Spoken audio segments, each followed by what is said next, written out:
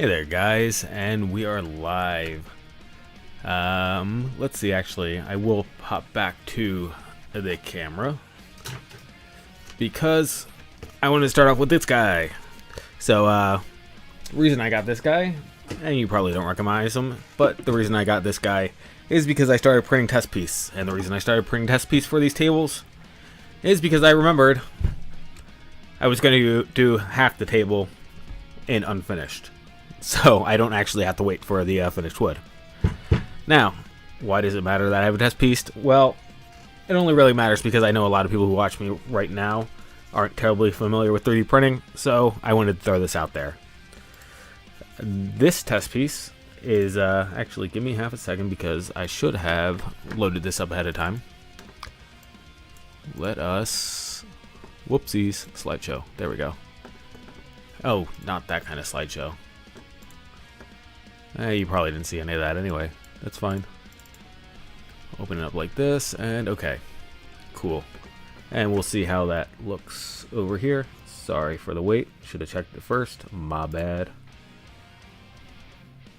Yeah, that looks fine. Okay. So, test piece. Importance of test piece is that instead of having, let me go forward. Oh, no. Okay, I didn't save the actual picture, I guess. Okay. So instead of printing the whole entire piece, you can split it up into two pieces, which is what you see here. And this, the reason this is important is because, as you can see, both of these pieces together, it'd be slightly different if they're one piece, but not by much. Would take 3 hours to print. And if you have something wrong with it, then you waste 3 hours instead of just wasting 30 minutes. Also, the price right there, you can see. $1.39. Again, it'd be slightly less if those two pieces were combined, but 22 cents is what this one test piece cost me. So that is why you do test piece.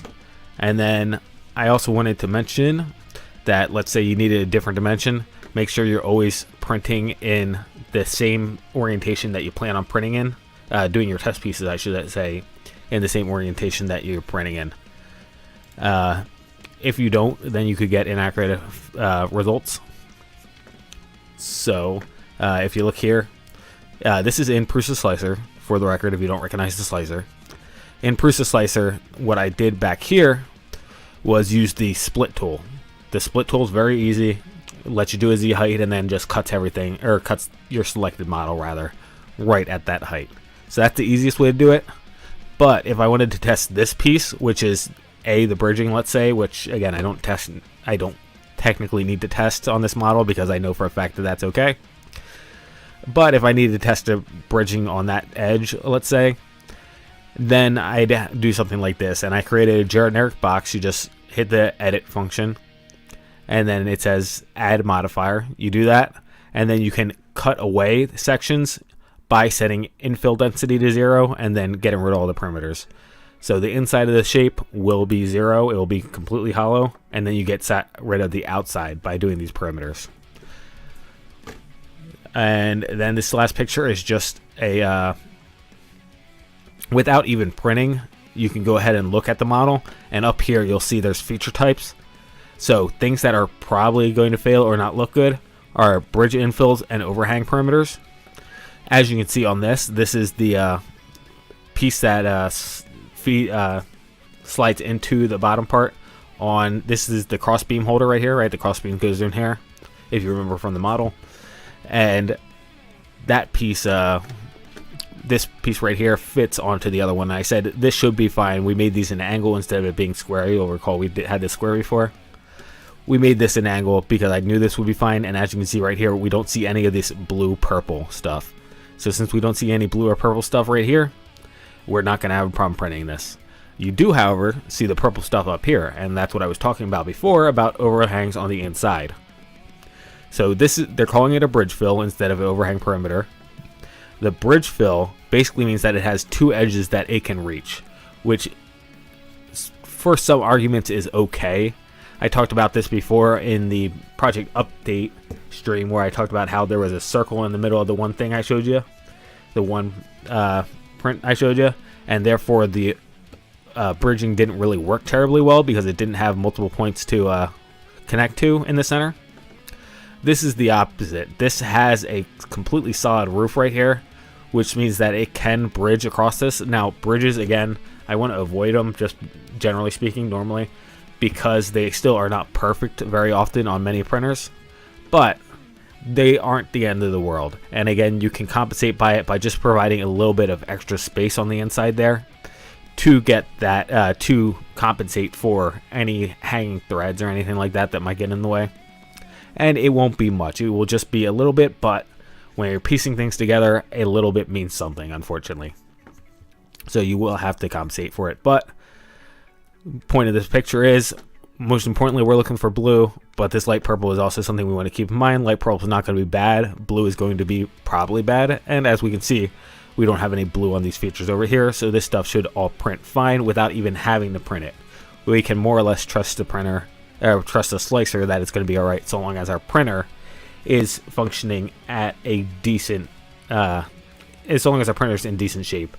If you have not tuned your printer, then maybe consider doing that. It's one of those things that depends on the printer, how much you really need to put in effort you need to put into tuning it, but at least go through it once. Teaching Tech has a website that's very good for going through it at least one time.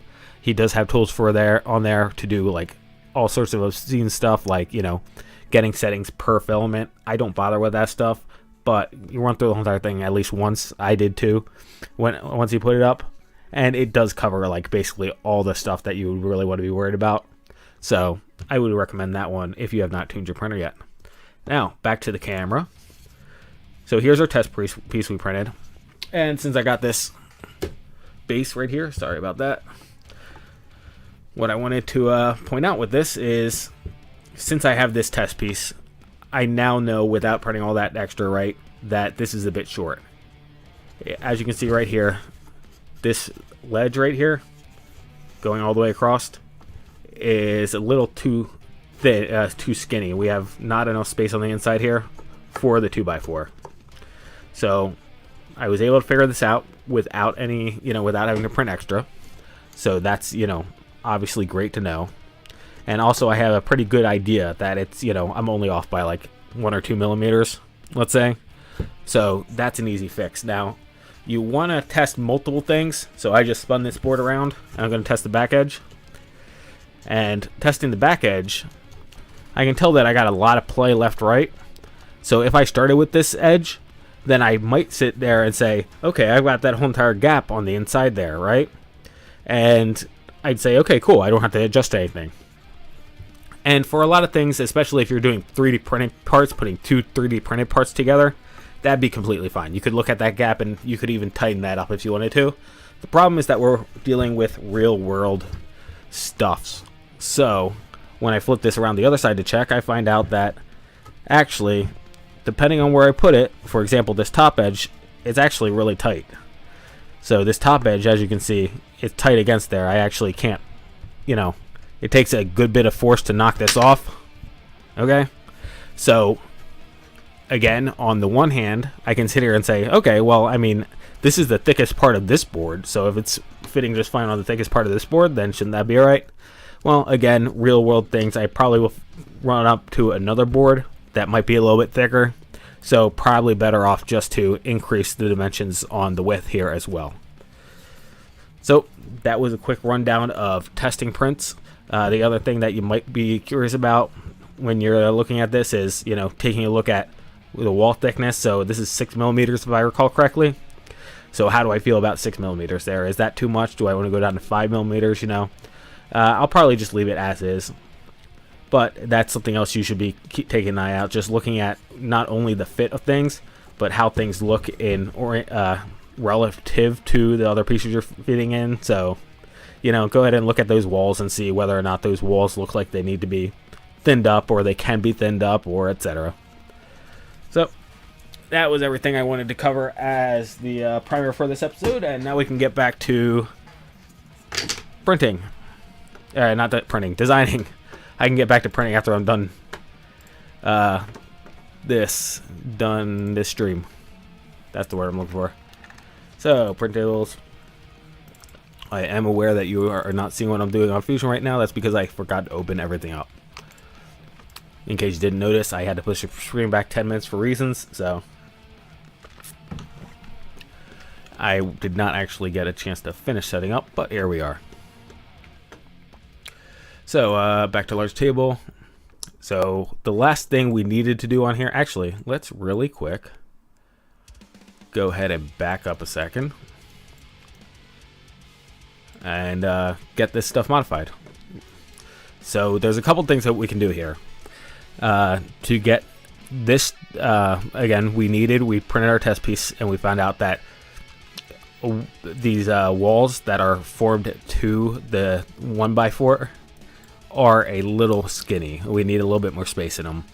Now, we can either do that on the plastic part, or we can come back down here to our base features and we can open these up. So, for example, I come in here, change parameters. 1x4. Vertical thickness, vertical width. So I could come in here and do, 1.1, or I could even do, for the record, 1 plus 4 millimeters, let's say. I could do stuff like this. I'm not actually going to, because in theory these are accurate measurements for the real world, and I'm better off compensating for them. I shouldn't say I'm better off. Okay, so here's the thing, right? It depends how much of a purist you really want to be. For this project, honestly, even though I said I'm better off doing it other places, I probably am really better off doing it here. That way I never have to remember it, because when we go to do the side table, which is our next project, we're going to have to remember to put that back in, put this offset back in to get us to the proper thickness. Oh, that is one more thing that I should mention about. Let's swap back really quick. Mention about test pieces.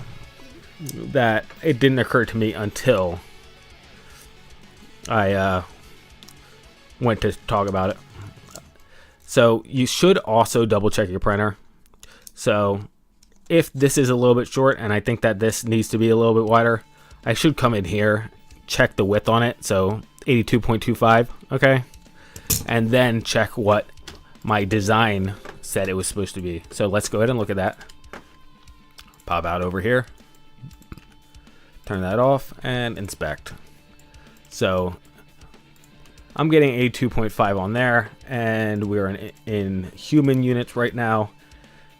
So this is saying 82.55 is what I'm supposed to be. Now it's one of those things, always double check everything. So I'm going to come back here to my calipers, and I'm going to zero them. Now, I can see right now that my calipers say that they're at 0 anyway, so me hitting the 0 button doesn't do anything, but we're going to go and measure one more time just to be safe, because when things aren't lining up between the printer and your calipers, you want to check both of them. And at this point, it's one of those things, it is basically 82.25, which is a little surprising because last I checked, my printer was printing more or less right on, so I'm actually, and in fact, no, okay, there it goes. I was just a little bit off.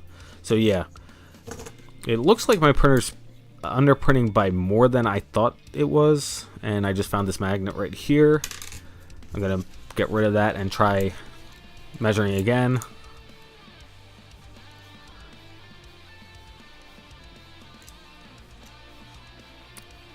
Okay, so yeah, we are still at 82.25. For a second there, I thought maybe we were at 82.3, which would be a little bit different because of the magnet, but no, it's still 82.25. So we double checked our calipers. We made sure there was no random magnet sticking on my calipers, and we have determined that the printer is underprinting a little bit. Now, since we were off in two directions there, we actually could compensate for that in the slicer settings instead of in the model, which is an idea. The other question though is I was only off by 0.2 millimeters, which is not much.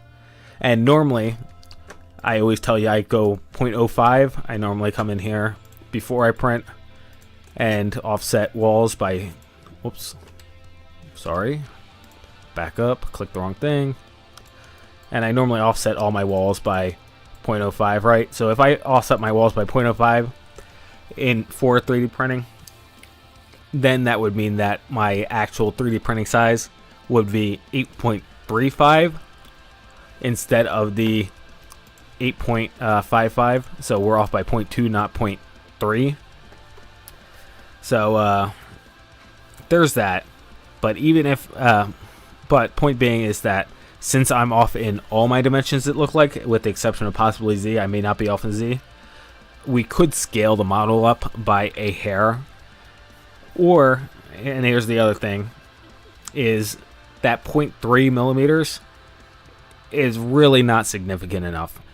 We could, the other way to look at this is, if I correct for the 0.3 millimeters, if I scale up the model to get my extra 0.3 millimeters that I'm off, I'm still going to be short a millimeter, maybe a millimeter and a half, So even though I corrected for it in here, or corrected for it in the slicer rather, it doesn't actually matter. We still want to come back over here and add on, because that 0.3 is not significant enough to actually fix our problem.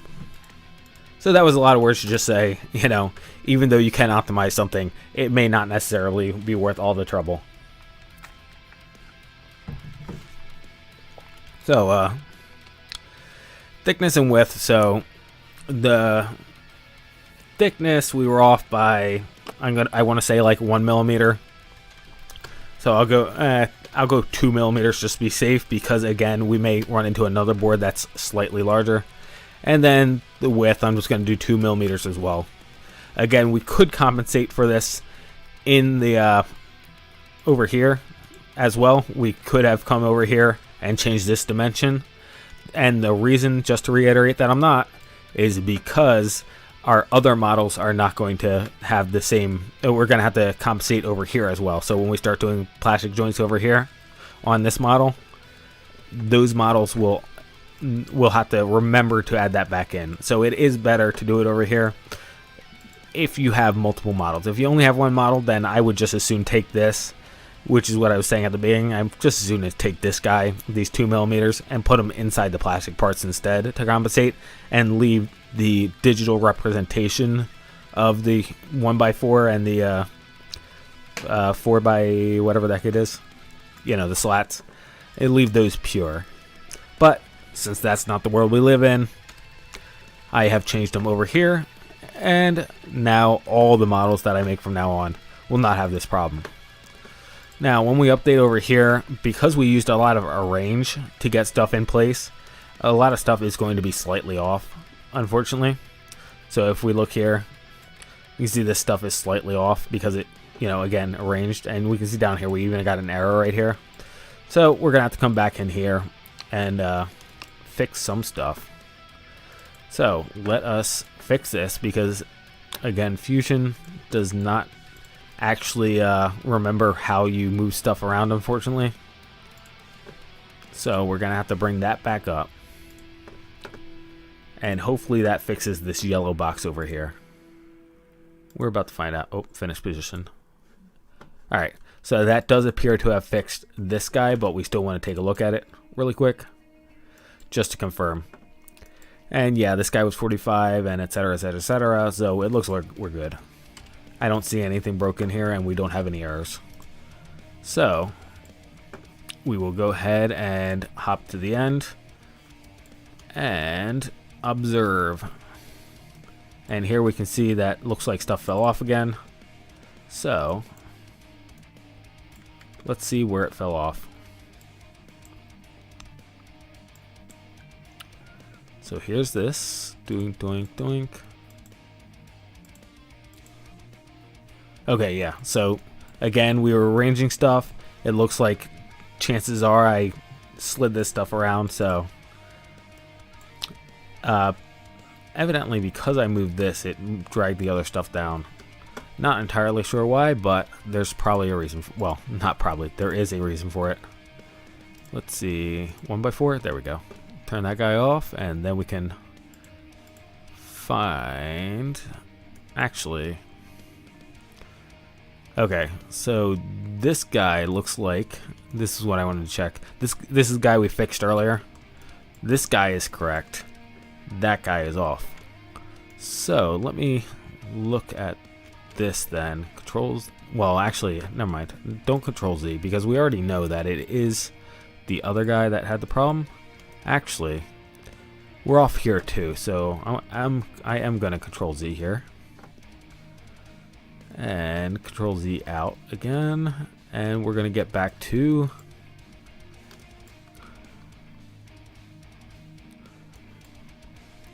I am just getting to, all right, here we go, our positioning, because I need to fix this and I want to fix this back here when we're doing the rest of the positioning. Finish, and let's hop forward in space and time. All right, that all looks good. Let's hop over here, see what happens here. Now the interesting question is, again, this all looks like it's in space, so I don't know what this next position deal is. Part of me wonders whether this wasn't an accidental drag.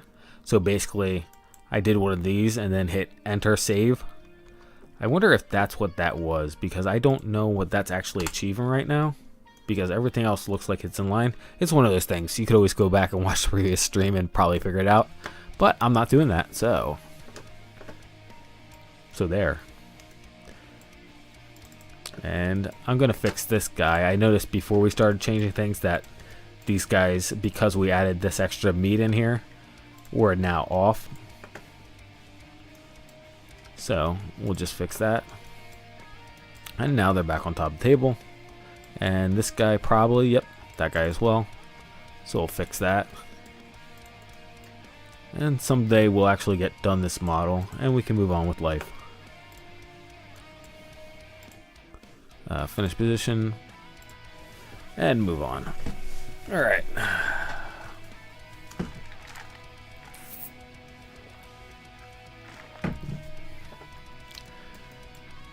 Alright, so the last thing that I keep on trying to get to and have yet to successfully get to, aside from turning all the other 1x4s on. Let's see, where are these guys hiding? That's all correct. I actually don't know where those 1x4s are hiding. Huh, that's funny. It says it's there. I don't see it though, right? Oh, there we go. Ookie dookies. So anyway, point being is that we got to put the tensioners in here to tension the slats together. And we also wanted to figure out the spacer situation, because that's something else I wanted. So let's come back to here before we start mirroring stuff. Right, this is that guy right there? Yeah. Alright. So we'll come up here. And let's see if we have a top of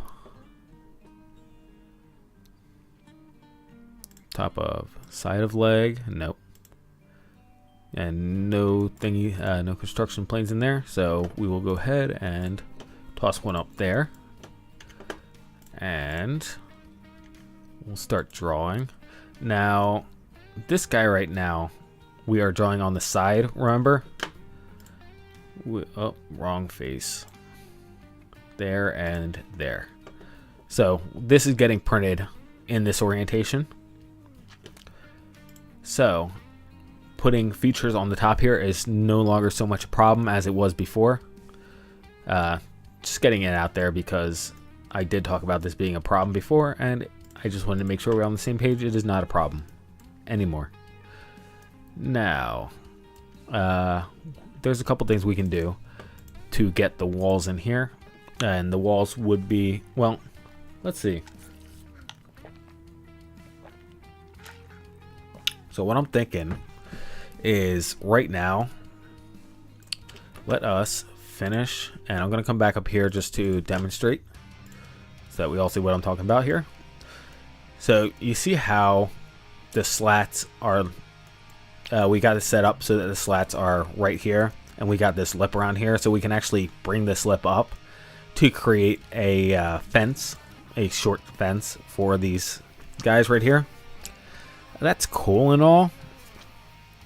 The question is whether or not we really want to. So for example, this whole entire leg assembly right here could move in and we could have the slats overhang. I think we're going to avoid that at this point. Yeah. Yep, I do think we are going to avoid that at this point.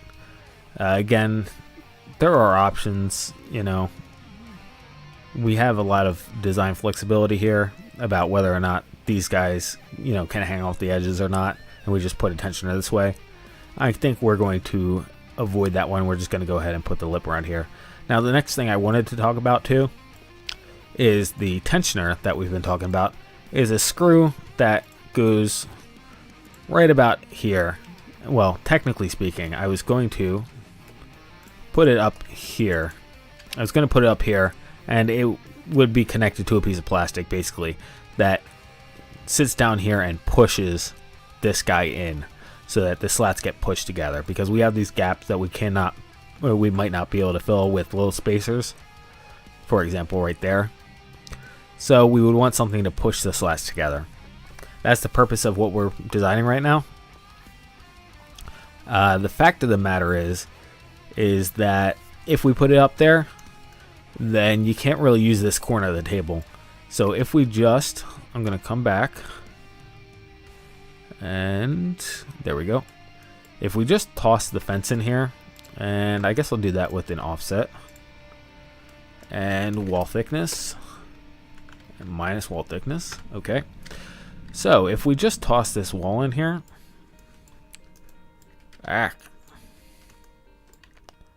up, and thickness, large slat thickness, and this would be a join. Okay. Huh, that didn't join. Fascinating. Regardless. Not entirely sure why it's doing that. Let's see. Blue. We're on blue. We're on frame. Oh, this is the crossbeam bracket. That's why we want to be in crossbeam bracket. So we'll fix that in just a second. By putting this up here like this, it keeps this. It keeps all the slats. Okay, obviously that's on the wrong edge. Regardless, easy to fix. Easy to fix. It keeps all the slats at the same level as this, which is really nice. So the question is whether or not we only want to do it on one side. That way we're only losing out on one side, or if we want to go for a different method. The different method could be, for example, creating something like, let's say, that goes in the middle that widens up to push them apart. That's an option, and that would keep everything, you know, keep everything level on here, and then we just have a little piece in here in between the slats pushing them apart, and it would look like the other spacers, you know. Visually it would just look like the little spacers, just maybe a little bit bigger. Or all our spacers could have that functionality where, you know, we do something to allow them to expand. So again, plenty of options. And honestly, the more I'm thinking about this, the more I don't actually like my original idea. My original idea going into this was actually to just say, screw it, it is what it is, and put the little screw on there. Because the screw is the simplest method. Just throw the screw on there and we'll be done. And move on to the next thing. But the more I talk myself out of this, the more I hate the fact that I keep on thinking about it. So it may be one of those things that we are just going to fix this right here and then be done with that. So I'm just going to back all the way up, Control Z's. And I think that's it. So we'll come into cross beam, and this is where we're supposed to be. Let's label this really quick.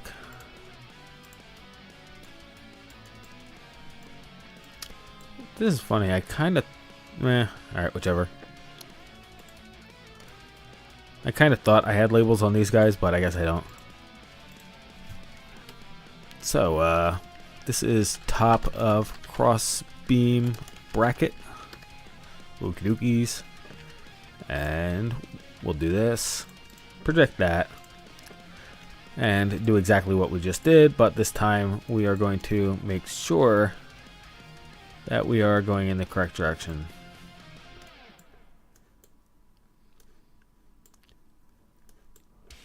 So where's the origin? Okay, the origin is like that. So since that's positive, we should be these two. That this open side should be the inside of the table if I'm thinking about this correctly. Wall thickness minus wall thickness. Okay, and extrude. Large slat thickness and join. So let's see if I got that right. And if I didn't, I'll cry. I didn't. Cool. Alright. Oh boy. Wow, so I really went negative with this? Okay.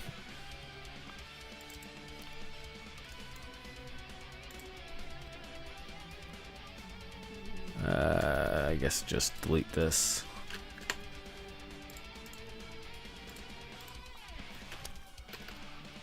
And that would not be correct at all, so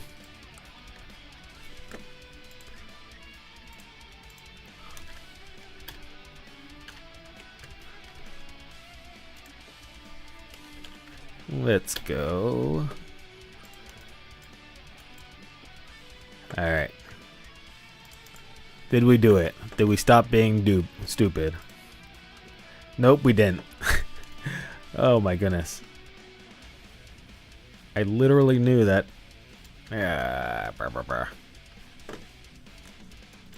Why are my eyes not working today? Okay.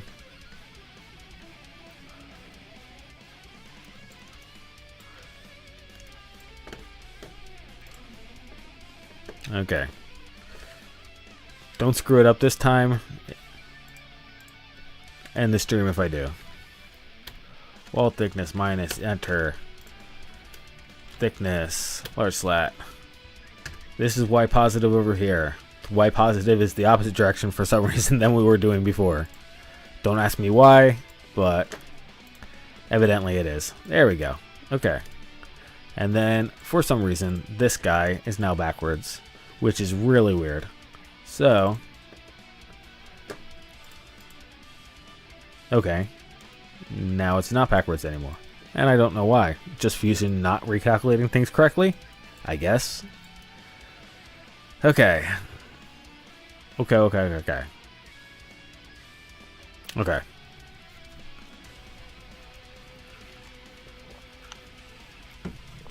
We are good. And yeah, I'll revisit the spacing issue on this a little bit later. For now, though, I want to put it to bed and move on to the next one. Saved, closed, on to the next one. Update, cool. And now for this guy. So the point of this small side table, we have 3 pieces, 3 verticals, what I'm calling verticals, 1x4s to work with. We're doing 1 pallet worth of material. The slats should be no problem. I broke down 3 slats, 3 pallets so far. 2 pallets for the large table that we were just doing, and as well as extra pieces for the third model, which we'll get to after this one because third model's an extension of this model. And then the 1 pallet that I told you about that I have finished, sanded down, finished, etc. So those are the 3 pallets I've broken down, and from those 3 pallets, I've had way more than enough slats. So I am not worried about slat material. Plus, this 1x4, in order to have enough 1x4s, my plan is here to cut these in half, which I've already done because obviously I started finishing them.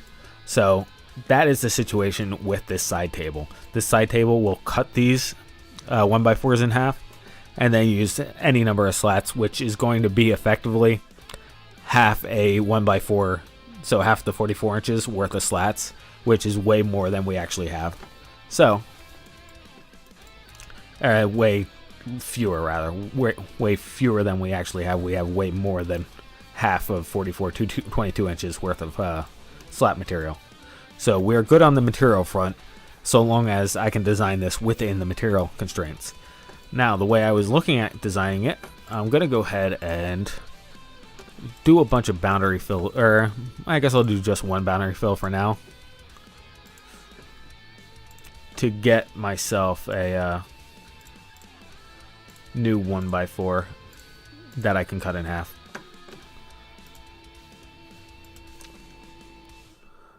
And pine. And then, rather than split it, I'm actually just going to minus length. Oh, never mind. Come back up here. We haven't included our parameters yet, because obviously you can't possibly pallet size.ref. Okay. Actually, there's something I've been wanting to double check myself, because I could have swore it didn't work, but it's always better to double check than make assumptions. Pallet size rather is the name of our thing, and if I try to hit enter, nope. Okay. I wanted to make sure I wasn't missing anything here, and you could let's try base features dot pallet ref.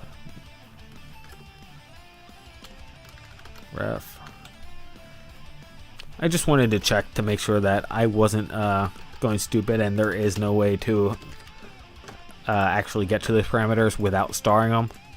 Again, it seems silly to me. It seems like you should be able to look them up without having to star them each and every single time. And we are going minus divided by 2. Okay. Alright, so there's our half 1x4, and this is the basis for our base. So one of these things, gonna build this from the ground up because that makes sense to me, and we need to get, well, alright, let me back up a little bit in my thought pattern, and actually let me pull the notepad back over, and we'll hop over to camera really quick. Camera. Alright, you will recall this is our notepad notes from when I first started talking about it, and we are now on this guy. We're on this guy, and again, this is the third model that I was telling you about, which is just an extension of this guy. So, this guy, the way I was looking at it, okay, so we're going to have a base. I'm going to assume that we need 2 halves for a base, so that's 1. And then I think it'd be best, let me say, to have 2 halves or 1 up here, which means that this part right here and this part right here have to be half of each. So since that's what we're working at, my idea was, if we're looking from the top down, the top half, the very top where the slats go, I was looking at some kind of design like this, some H type design, and then the slats would go across like this, and this we would attach the centerpiece here, right here. So this centerpiece would be this part right here, and that's obviously our other half. So half 1, half 2, half 1, and half 2 down. So that's the design I'm looking at on the top half. Again, we'll build from the bottom up just to keep things simple, so that we know where we're going. But that's how we're going to be distributing our halves. So 1 full piece, 2 halves to create the area for the slats to go across. This may not be necessary, honestly, because the table's so small. There's a possibility that we don't actually need this H shape, that we don't need this much support because the table's just not meant for it. But for right now, I'm going to have those 2 supports. Obviously, this 1x4 right here, well, I shouldn't say obviously, but for the record, this 1x4 right here, for extra strength, I'm thinking about doing it this way. 4 by 1. So having it long ways right here on the top. This is the one side right here. I know that just went off and looks a lot longer, but that way it's a little bit, it has less flex in this orientation up and down. But we'll see what actually happens with that. it's one of those things. It makes it look a little awkward, I think, but again, I want to design a little bit of strength into there, so we may end up doing that. These guys right here, so if we also do these guys, and I'll draw them in right here, and make these taller, okay? And by drawing them right here, I mean completely make things difficult to see. If these guys are, so that actually looks laying down to me the way I drew that rather than standing up. So I'll just go with that. I'll go with that representation. You see how everything here stays kind of low. If you imagine that flipped up on the side, now here's a side view, right? If you see it flipped up on the side there, and then we put the slats across like this, you see how there's this big gap right here, which I don't particularly like. This, technically goes over here, and then here's our center post right here. So I don't particularly like this gap right here, but at the same time, it's not necessarily horrible. It's 4 inches, so, from the top of my finger to right there, it's not a huge size, but one of those things, I'd like to avoid it if possible, but at the same time, if we want the extra strength, it really depends what breaks first, right? If this guy's going to break before this guy, then maybe we do stand him up and down. But if this guy, from having the weight of both this guy and that guy on him, would break even though it's standing up and down like this, then it doesn't matter. Then these guys can be laying down and it doesn't matter. So that is my talk on how that is going down, and we will go ahead and move on. Now, for the base,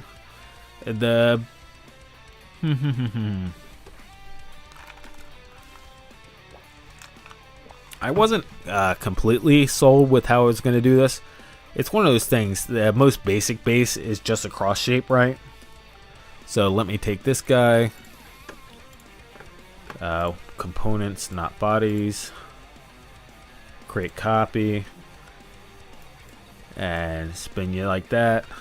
-90. So, just having a base like this, pretend this is centered for me for just a minute, alright? So pretend this is centered. Having a base like this is cool and all, but I didn't want to have to cut this down again. I didn't want to have to cut this in order for this to overlap like this, which means that this would have to go above like this.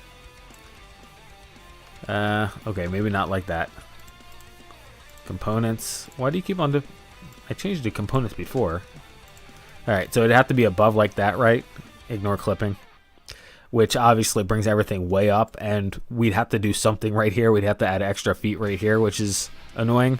So I'd like to avoid that. Now, the difference is forward. If instead we are laying down like this, and then create copy and spin, we do this. Now that's not as bad. If we put a little foot under here, that's not that big of a deal, right? So that is an option. For the time being, it's worth also considering other options instead of having to put feet on here, because honestly, what should happen, and I'll mention this, later on, is frankly because this is pallet wood, they may not necessarily be straight. Now the 1x4s are definitely straighter than the slats. I haven't really noticed any curvature in the 1x4s, but the second you turn into a table, all of a sudden tables like to teeter. So it may be best to leave this open so that people can throw half a second camera. People can throw adjustable feet into it. I happen to have these laying around just from old furniture. A couple of them at least. I think I have 4. I think I have a full 4. If I don't, then you will not be seeing these in the future. But so long as I do have a complete 4 like I think I do, then one of those things, I may just throw these on the side table when I actually build it as a demonstration. But adjustable feet are something that we might want to leave room for. And if we back over here in the design, if we go and put extra feet on here, plastic feet on here, then we also got to design in a hole or something like that, or they got to drill their own hole to put more feet on, so it's feet on top of feet, which is a little funny, you know. So my point being is I said we may want to didn't I rename you? Did I control Z too many times? Half 1x4. Alright. We may want to attempt another design, which, for example, I'm thinking, create copy, just going like this. And actually, I'll drag this out a little bit more, and then let me create this copy, and you can see where I'm going with this, just in case you don't already spot it. Here. Whoops, not that one. 0. 90. And then I'll just use the align tool. There. Actually, let's back that up.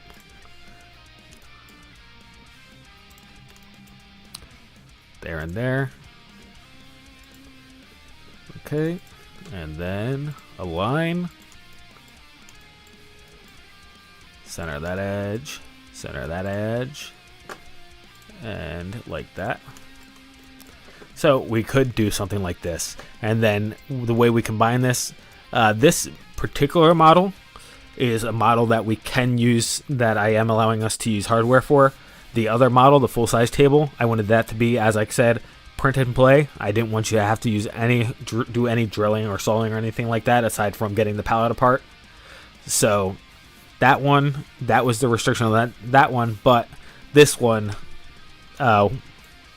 we will be able to use hardware. So one of those things, throw a couple little angle brackets in here like this, and then here like this, or single pieces. We could also do single pieces. So actually, let me go ahead and draw that up. May as well, right? I'm going to capture position, and yeah, I'll throw a new plane in. So let me do new component, base, and throw that plane in there. Use that plane as a reference. Project all this stuff. Okay, so we can go ahead and throw angle brackets in here, and we'll call these 45s for the heck of it. 45s. Bring them up. Distance to object. And then toss a plane on there. Actually, no. Let me do a mid plane here. This is how I'm going to want to design this, I think. Whoops, that did not get the correct plane. There it is. Project these guys. Throw more angle brackets in here. 45. And I'll call this 1 inch. That's a little bit smaller than the other one, and it probably should be bigger. Yeah, let's do 2 inches instead, because it's holding the vertical. Whoops, that is 2 millimeters, not 2 inches. 2 human units. Okay. And I'm going to go distance. I don't know why I went into that. What you call it? To object. And then we can do something fun like this. And I didn't create a plane there, but point being, project. There it is. That. Okay. And then come here.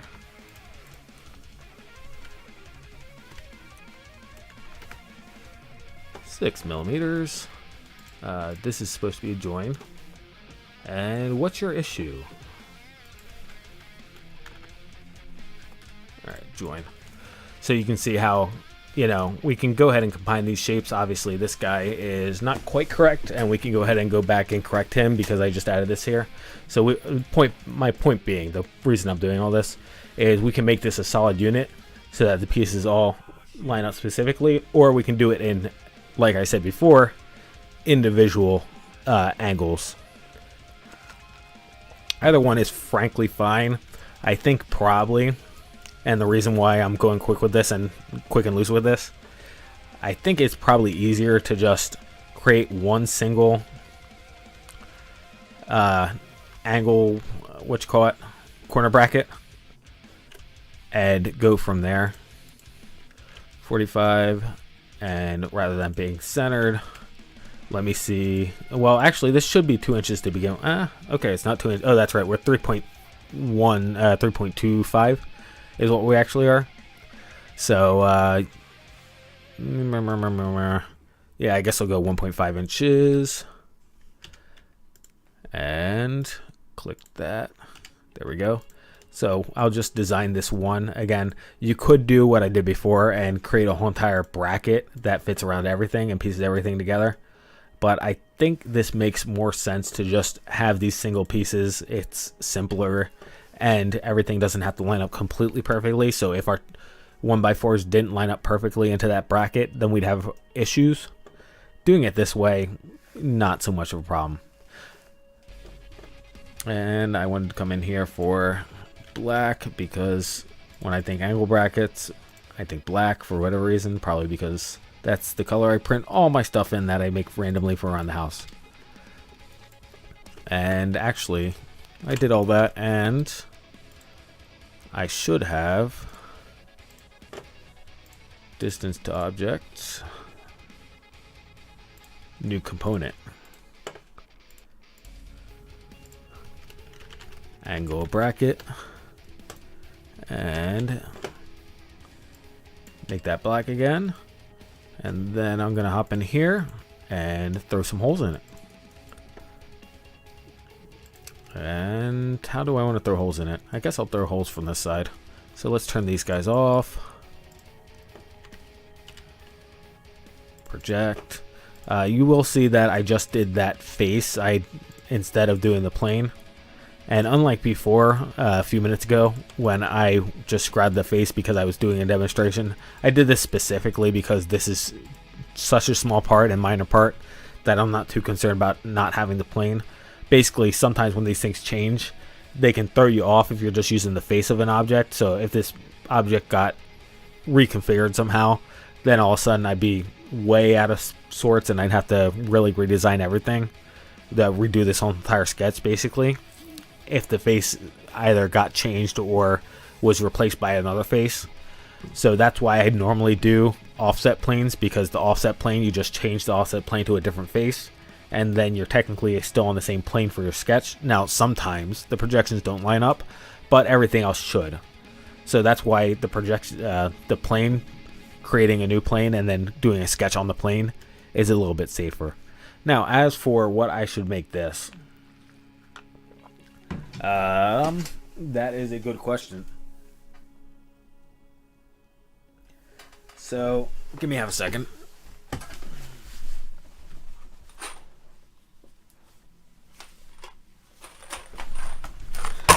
Alright. I had bought these a while ago. Bought these number 10 screws, wood screws, because they were nice and chunky. And I figured, this is about the thickness that I want them. It's one of those things. I will refer you back to the conversation we had last night. I am not a woodworker, so I said, okay, these are nice and chunky, and I frankly have no true justification on why that even matters. But I'm going to go ahead and build off of these. So this says 3/16 of an inch, 3/16 of a human unit. So we were going to go ahead and make this hole. I guess an eighth, I guess an eighth. And the reason I'm doing an eighth instead of 3/16 is because I want the. So actually, let's do 3/16, and I'm gonna tell you why. One, this hole is gonna print undersized anyway, and That's 3/16 of a millimeter. That's not what we want. Times 1 inch. A, this hole is going to print undersized anyway. B, flip this. B, what we can also do here is we can use the hole tool. And yeah, actually it's going to do that. What I was going to do, and it's going to be a little bit difficult with this face, is throw the taper, the counter. Oh, shoot me. Sorry. I did it again. Didn't bring you back over to Fusion. I just, the only thing you missed, and you could probably tell, is I set this to 3/16 millimeter, changed it back to 3/16 inch, and then extruded it. That's the only thing you missed. What I was trying to do is I went to hit the hole tool, and if we do the hole tool here, you can see how I can choose, these countersink stuffs. And frankly, the screw doesn't need to necessarily countersink into, it doesn't necessarily need to sink into the plastic on here. It only really needs to hold the plastic against the 1x4 right here. And it can just do that by, driving into it. So I kind of do want to do a countersink on here. And one of those things may have to just do some fiddling here and change the shape of this angle.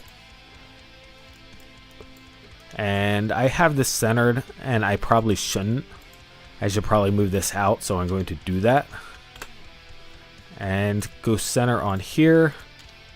Use that, and let me turn this stuff off just so that you have an easier time seeing it. Turn that off, and turn that sketch off. There it is. And I don't have a particular idea of where I want this right now, so I'll go 0.5 inch and just call it a day. And for over here, it's one of these things, getting this axis is a little bit tricky because, that tangent plane is not going to go perpendicular here, for example. So getting a plane straight through this thing, I'm trying to remember the last time I did this. I know I've done this before. I just got to think, how was it that what did I use to get perpendicular to the last time?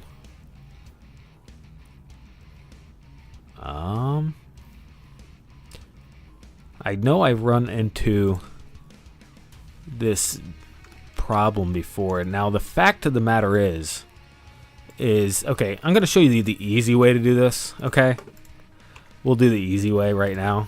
I'm gonna do this, create a new sketch, not project that, that's not what I want, project that. Okay, you could have done the edge, but I wanted the face instead. And look at, just got me lost. Good job, look at. So the easy way to do this, what I was trying to say, is, and I want to use a line here, Fusion, stop. Alright, Fusion is acting up. I wish I knew why it acted up, but I do not, unfortunately. So we're just going to have to live with it. Do that, do that. And all I'm doing right here is just squaring this up. Just getting references to square it up. And actually, I guess I didn't need the other reference. I could have just done right angle right here. Derp. So, as you can see, this is the furthest back point we have for this, for the exit hole. So all I do is create a little cutout here, and then just extrude that straight down. You could also, here's the other thing you can do to get this, if you wanted to not cut the whole entire thing out, which actually, yeah, we won't cut the whole entire thing out. You can do axis through cone, okay? And then we can throw a plane off of this, plane at angle. There we go. And you can see 0 degrees is in the orientation that we want. So I'm going to go ahead and leave that. And then back to extrude from object. And then I can go ahead and say, actually, let's even do that. Let's even go a step further. tangent plane there, and reference. Let's find out where the origin is. Origin, and it's probably back way over here because for some reason look at wanted me back over here. All right, I am not seeing the origin. Where is the origin hiding? Does anybody see the origin? Oh, I thought I clicked it. I did not click it. There we go. Okay, yeah, and the origin is way back over here. Again, don't know why necessarily, but get a reference. And we are at the top, so that is the correct degrees. If we wanted to be at the bottom, we just do 180 degrees. Simple enough. So now I've got a plane for the center line of this, what you call it? This cylinder right here, and the top line. And I can go ahead and extrude this from object, center line, distance to object, top line. That works. And then I can always mirror this upside down if I wanted to. So that's how you can do that way. Let me just cut this really quick just so you can see it and get these construction planes out of the way. So you can see that cut all the way to the top of this hole right here. So that is cool. But what we want is we want to go both directions, symmetric. And one of those things, we won't be using this plane at this point. I just wanted to show you how to do that in case you ever needed to. Because actually we could have also done, instead of from the center plane here, we could have done from... Alright, it's not giving it to me right now for whatever reason. But, point being is you could have done from the top one and do exactly what I'm about to do right now. And instead of doing symmetric, which is what I'm about to do right now, as soon as it pops up, we know this is 3/16 of an inch times 1 inch. So you can either go symmetric 3/16 of an inch or from this plane. I just want to give you as many tools as possible if you are not aware of them. So let's turn all that stuff off. We now have this plane to work on. And the next thing to mention is that I just did 3/16 of an inch, but that's actually not going to be enough. And we'll see why it's not going to be enough in just a second.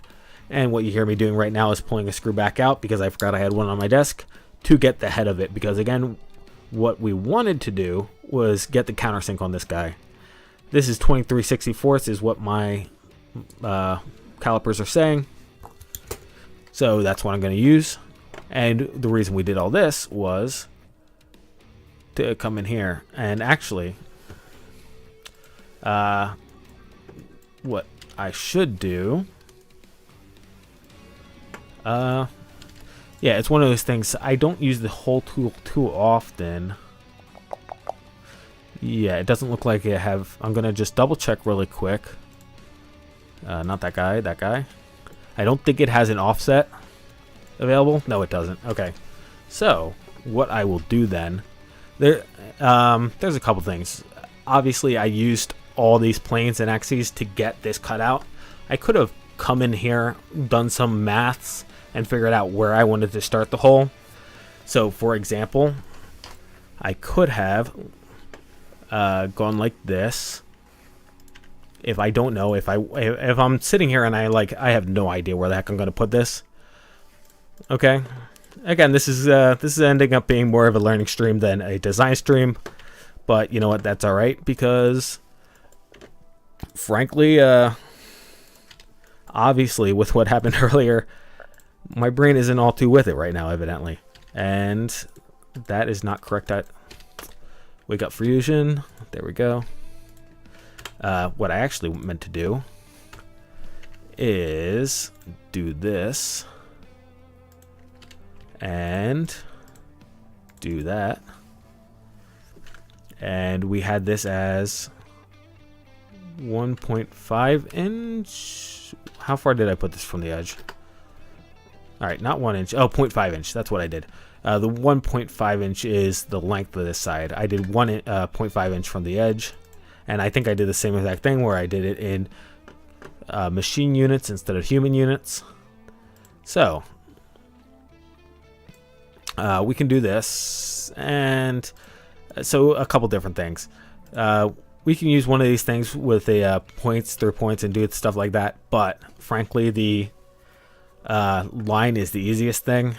The plane at angle, rather, is what it's called. So let me change this instead to a square so that I can have an automatic line and don't have to put any work in. 0.5 inch. Okay. And we can go ahead and plane at angle through there and 90 degrees. Toss the body up. And now you'll see this is... Oh, sorry. Duh. That makes sense. Yes. That is at the exit point for the hole. You see the middle line? It's at the middle line of this hole. So, that is why that is... So, Yep. So, point being, we can come in here and actually let me back up. Let me drag this back so that we're not staring at this other stuff. Alright, Fusion's not going to let me. So we're going to back up and do that again. Oh, I know why. Because I also need the sketch. There we go. So let's back up here and roll back here. Next. And we're not far enough back.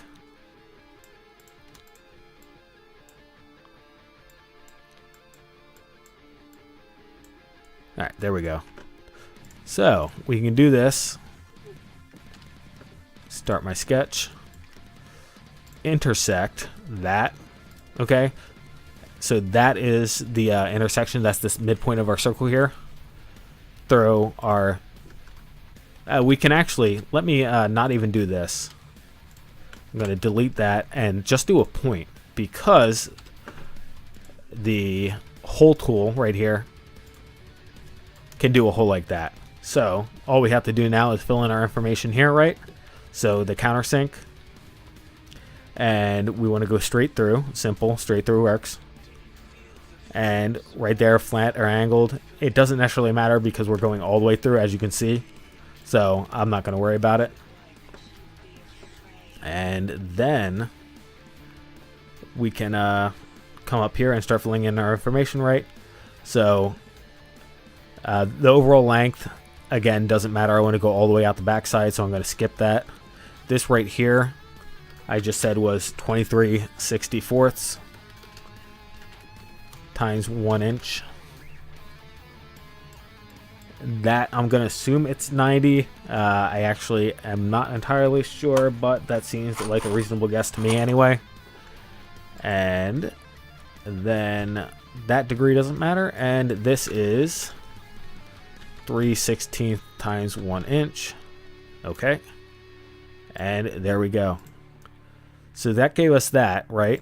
And you'll see that we have this right here because, again, we were at the midpoint, like I said, of the, we can go ahead and just do distance all, flip it, and that'll clear us out. Now, one thing you will notice is that we only got half a cone because we started at the midpoint. So that's just something that we'd have to figure out and fix. Again, this was just another example of how you could go about it. I'm going to go ahead and delete this stuff because, again, just an example. And we'll go back to doing it the way I was doing it before. So, at this point, I'm going to go ahead and just toss this in here. And honestly, I don't know. This, frankly, is probably just as convoluted, but this is the way that makes me happier. So, finish. And so I have what I was considering doing here was actually just modeling it up myself, the countersink myself, but we have the tap tool, so may as well. I already have the information filled in, and yeah, see, that's the only problem. The only problem is that it's not quite right. You know what, at this point, I frankly am fine with just leaving that little bit off.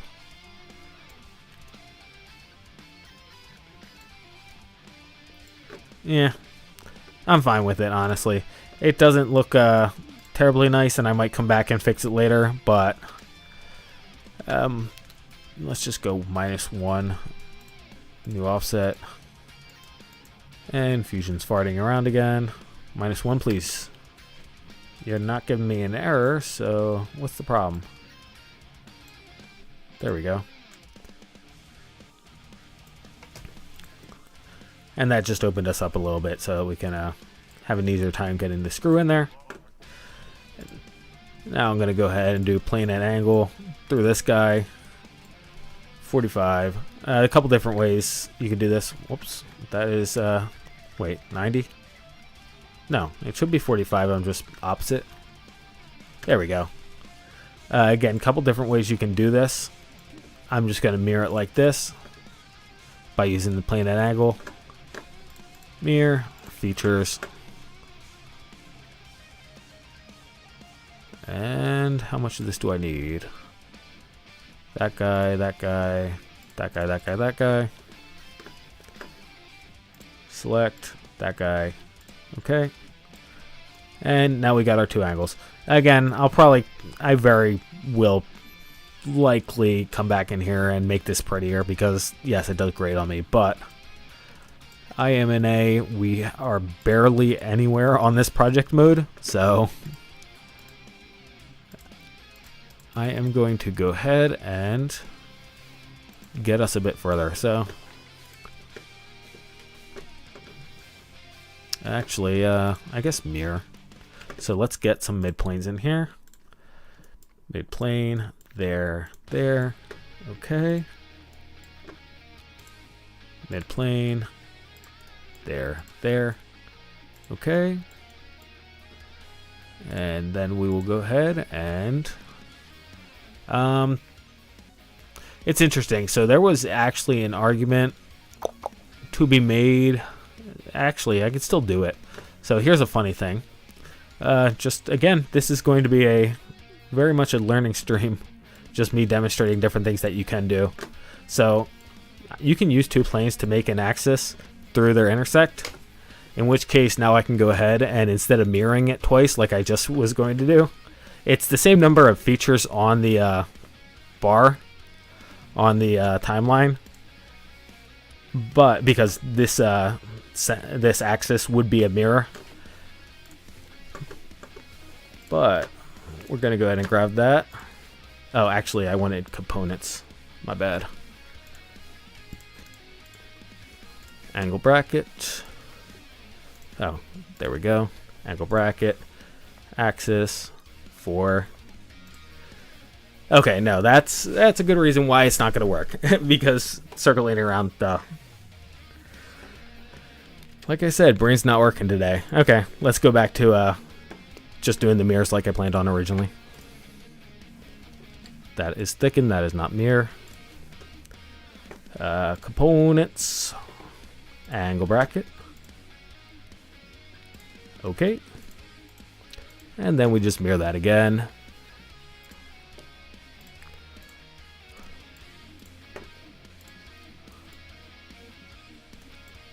Attempt to get the correct plane.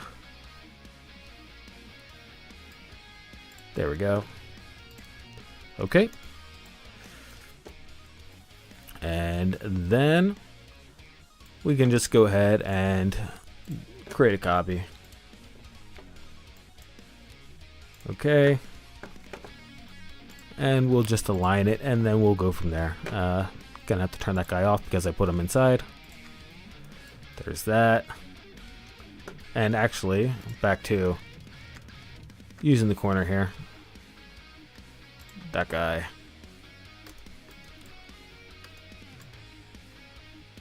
That guy. And looks like we gotta spin it. Flip it. There we go.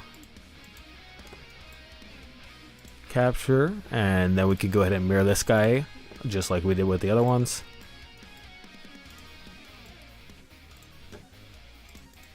Okay. And now we've got a whole bunch of corner brackets. Now, one of these things could just as well buy metal corner brackets. and that may be, a choice, a valid choice. The other thing is, one thing I forgot I was thinking about doing on this model was having. So originally I was thinking what I showed you before at the very beginning, making one big bracket that everything pieced into and then screwing it down to that one big bracket. And the reason I was thinking about doing that is because I was also going to put slots in it for the slats to go, because this table's supposed to be, you're supposed to be able to break down this table. That was one of my design options on it. So I don't have a problem necessarily with not being able to break this down by having all this bolted together, screwed together. But maybe we do change that in the future and have it so that you can, let's see,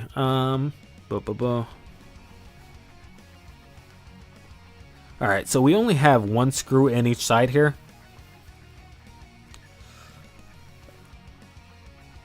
It depends how tight you get these screws, but technically speaking, if you don't get them terribly tight, you could spin this wood down, so this wood is laying down at that point, which opens up some design options. You know what? I'm gonna go ahead and let this percolate a little bit, that option. So we may go ahead and redesign this. That's not what I want. I wanted these construction planes. We may decide to redesign the space, how the space is set up. I started doing it with the screwed in just because, again, I was talking about when I was on the notepad about stability and things breaking. So since I had that on my mind, that's why I started doing corner brackets, because I wanted a lot of support, which is why we have a ton of corner brackets on the design right now. But again, it is just a side table and it's probably not going to hold that much weight. So this may just be overkill at this point. It may be that I'm over designing this crap, and back to my original idea of having something that you can slap together that can store in a more compact space. I really need to probably just get back to. But who are you and why are you here? Okay. Oh, it was that origin was up there because I flipped the angle bracket upside down. Now you'll recall the angle bracket right here that we were working on, the origin was all the way over here. So when I took this angle bracket right here and flipped it upside down, and I hit the flip button, that rotated the origin for that one all the way up here. And then it's one of those things, all these origins are, you'll see there's that one there. They're all, that's actually not what I was looking for. Come back in here. There you go. Now you can see all of them. Since they're all copies, you're gonna, any change you make on them is gonna be carried over, and that's why for these 1x4s, I did the border fill to set them up so that we could break that. Again, that's the use of the border fill, is to break up the links between objects while still carrying forward. What do you call it? Downstream changes while maintaining downstream changes. So if I change this guy to be plus 4 millimeters in the base features, like we did at the beginning of the stream, I went from plus 2. If I go to plus 4, that would still propagate to these guys, because the timeline would go right here, bring the base features in, update base features, and then border fill this object right here, which would be updated to be slightly thicker, an extra 2 millimeters thicker, and it would just work its way down and we wouldn't have any problems. So that is the useful feature. Again, I've talked about this before, so I'm kind of beating a dead horse here, but border fill is a very useful tool. Alright, so that is the base done here for the time being. Again, I might change this. One thing I didn't mention, I have this going perpendicular like this, specifically because I need some width on the base, because we're not doing the cross shape. I didn't actually vocalize that. Because we're not doing the cross shape, if I had this going this direction, if this 1x4 had the 4 going in the Y direction, then that would bring these 2 feet together and the table would be more unstable than it is right now. Now, granted, it's only about, what is this, 12 inches? So it's about a foot. So a foot's not bad.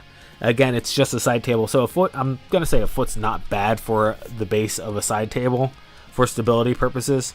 But it could be wider. Ideally, it would be wider. But we have a limited amount of supplies with this one pallet limit that we put on ourselves. So I'm trying to make the best of it. Alright, so with the base done, and actually, I'm going to go ahead and move these guys in here. Also because of border fill. Yeah, okay. I was going to say, I should be able to move these guys down into base. You will recall that this base features cannot go into anything else because it's derived. Once we do the border fill, then I can reorganize the how the components are laid out. So now I can go ahead and click this and everything disappears. That's the nice thing. Before I do this though, let me go ahead and just snag one more border fill of this guy. I keep on calling it border fill, boundary fill. There's not, linguistically too much of a difference. So sue me. And again, I just did that right now so that any changes I make on this guy won't affect the 1x4s inside of the base. Do that, and now we are going to go ahead and create the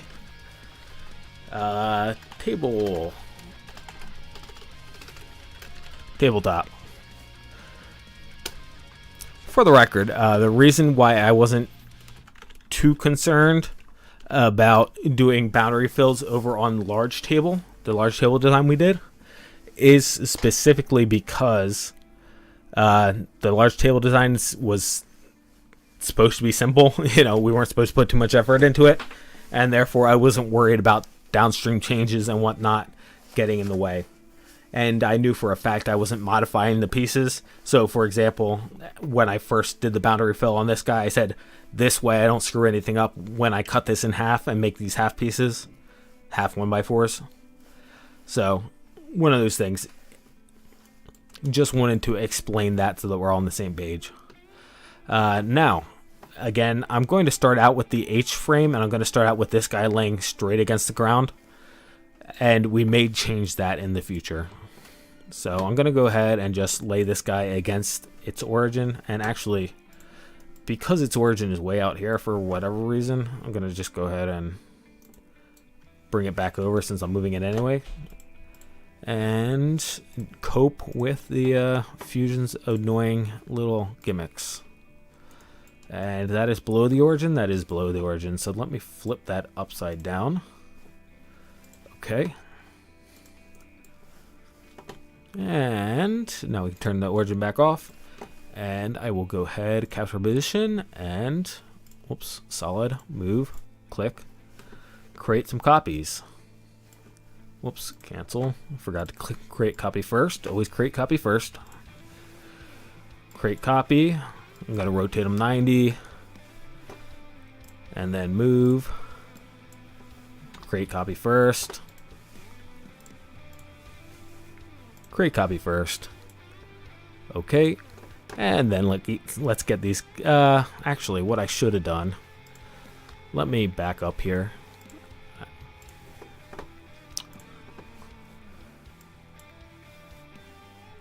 Rotate 90. And you know what? Okay. Before I do that, I realize I'm being obnoxious here, but let me fix this. And actually, this is probably up here. Yeah, there it is. I forgot I wanted to rotate this 90 is what I had forgotten. So let's get this back on top. There we go. So now this is straight up and down. Like I said, doing this for additional strength here. And finish position. And now I can go back to where I was going with this. Turn the origin off. And don't screw it up this time so that people don't have to watch you screw up multiple times. 90. And we want to rotate this way. That's positive 90, I guess. Okay. And move. Whoops, create copy first. There you go. There's the third time I screwed this guy up. How much sleep have I gotten in the past couple days? No. There you go. How's that for an excuse? Yeah, I'm just tired. Yeah, that's all. Totally not my fault I'm screwing this up. Trying to get the correct orientation on the edge here so I don't have to flip stuff, but I guess we're just gonna deal with it. Let's see, that way and then flip. Nope, that way. Yeah, okay, it's not gonna give it to me. So let's try this again. Did I not click dead center? I thought I dead center.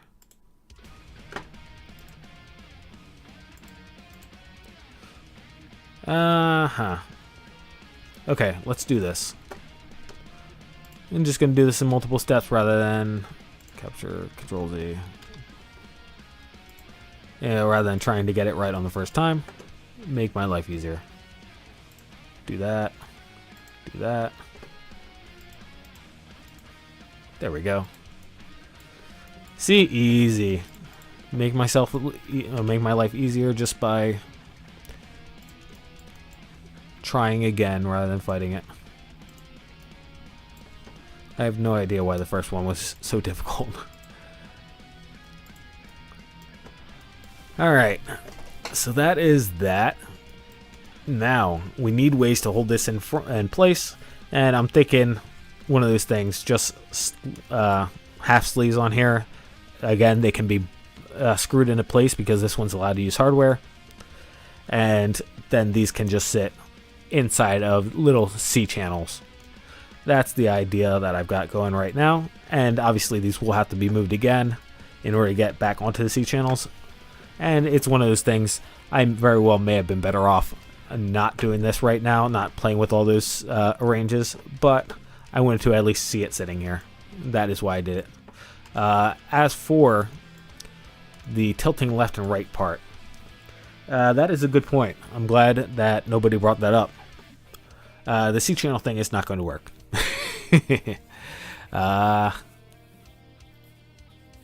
Let's see.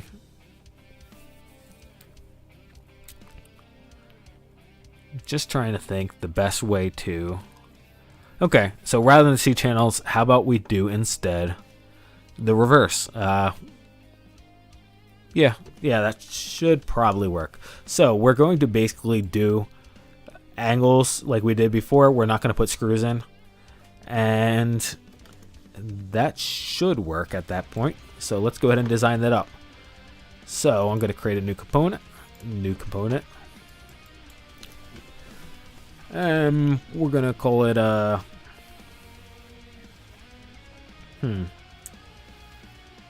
Actually, we should also make it an end cap.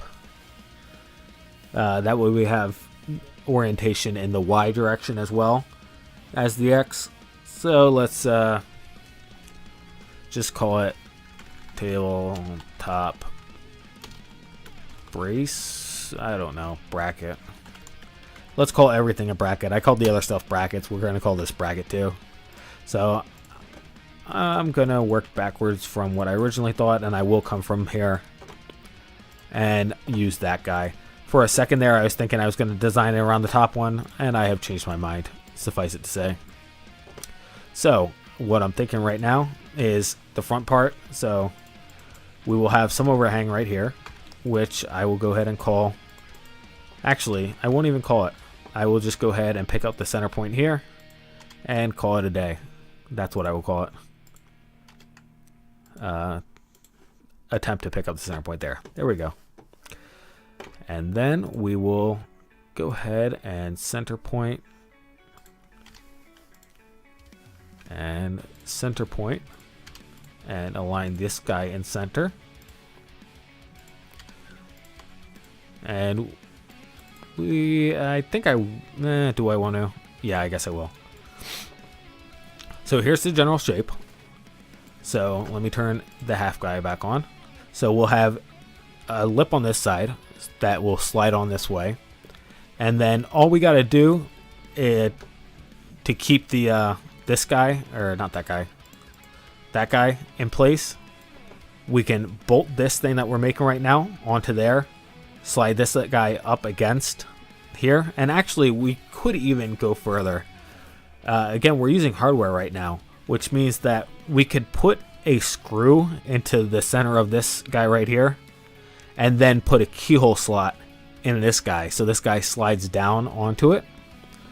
But the point being is that I'm going to go ahead and put angles on here, like we were talking about before, like we did before, and that should help stabilize this guy and keep him from teetering left and right by giving him the angle support. So that's the game plan. So let's go ahead and turn this guys back off. I will revisit the keyhole in just a minute. We can always add that feature right after we're done here. I did not create the... I meant to, and I did not create the wall thickness on this guy. And we will continue with 6mm because 6mm still looks decent. And again, I'm just going to go with the 45. Whoops, that is not the 45 I'm looking for. But first, let me do this. Wall thickness, since we just set that up. And then I'm going to throw a perpendicular here and make sure that he is collinear with the top here. And this is just a construction line because I want this 45 to hit this corner over here is what I want. So I'm going to go ahead and hit that corner. And then I'm going to throw my 45 in. And that will dictate the width. That way we have an even 45 all the way across. And now we can go ahead and extrude this out. Actually, I take it back. Let me draw this guy in. Again, 1.5 million ways to skin a cat. Whoops. Obviously, just drawing that line in is easy enough. Otherwise, we could extrude the front plate, extrude this angle, and then mirror the angle over top, right? So that's the other way of doing it. But this is easy enough, so I'm going to go ahead and wall thickness this direction. And then we will extrude out the angles. And actually, yes, that is what I want. I was going to say, did I screw that up? No. And it's honestly up to us how much we want to do. So if we look at this and that, we could go the full 4 inches. That's kind of massive. The question is whether or not that's even necessary. And I'm not convinced it is. And since I'm not convinced it is... Actually, here's the other thing that I have not considered. This table is the one I finished. And we're going to have to be drilling, tapping into it. And I said, hey Wrath, sorry I didn't see you there. Don't know when you popped up. I don't see any concurrent viewers. My bad. Let me open this up. Oh, that's funny. You're not showing up on the stream. That's fascinating. I just see your comment.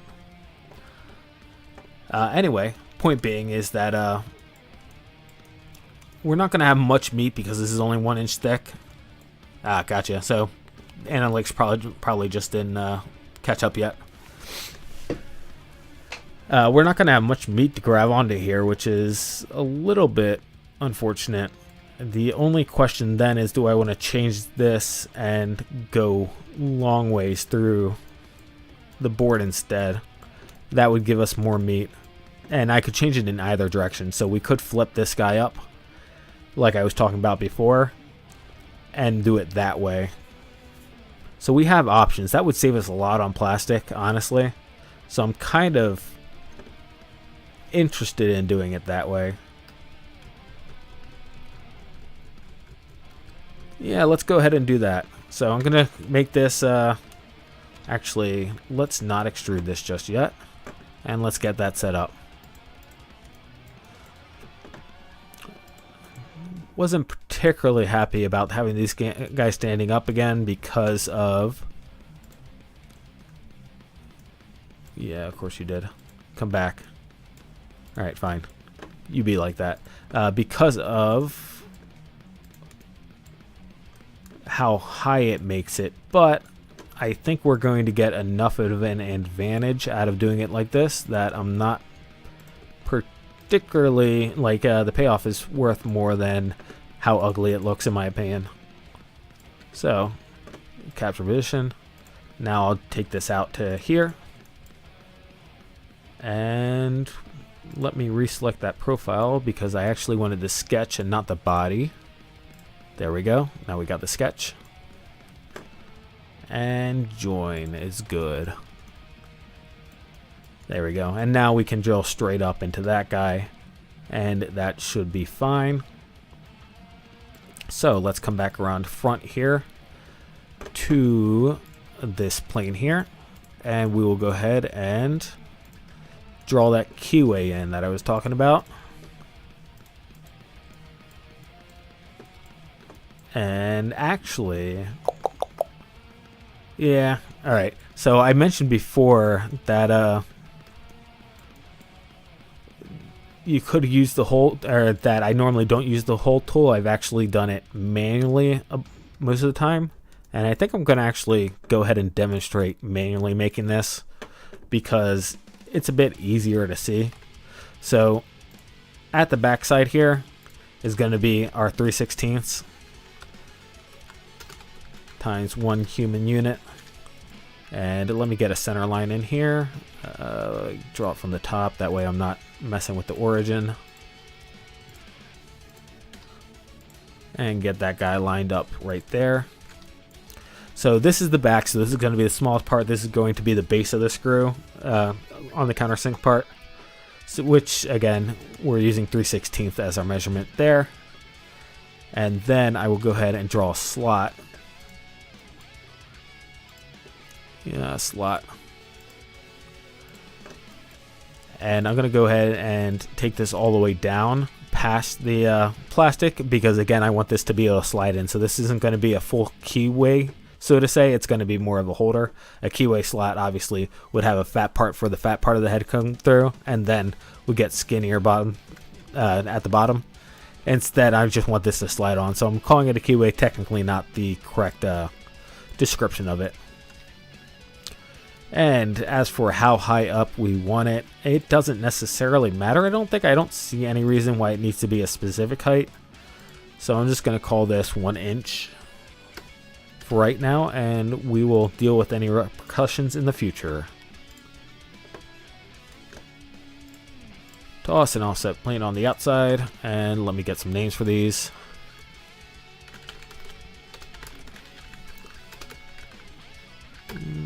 And outside of bracket.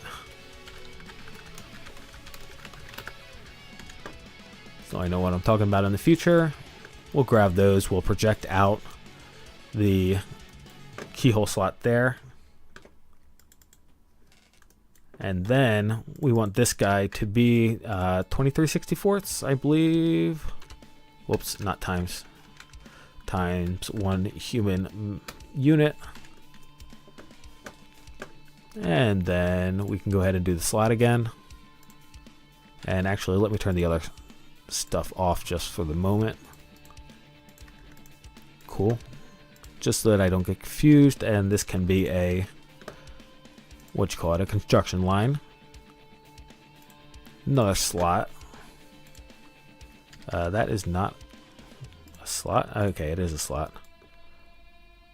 I just can't see what I'm drawing, evidently. Yeah, I'm gonna go ahead and project the rest of that again, just because I need it. So let's turn that off now. And again, these can be construction lines, and that is going to go dead center of that. Cool. And that can be tangent to that circle. And this is how I normally manually make the keyways. Again, normally the top would be larger on a normal keyway, but you know, I'm calling it a keyway. It's general idea. So I use one plane as the back side, which is the skinnier side for the skinny part of the screw, and then put another plane out here, which again, this would be skinnier past this point where the head would go through. And we're just going to loft it, and that's all it takes to get one of these put together. Whoops, that is incorrect. Let me start again. That, and give me this face. There we go. And that is going to that. I should have made that a construction line back there, but you can see cuts through it like that. And now we have this nice angle for the for the screw to bite into. In terms of what? Mathematically, in terms of what?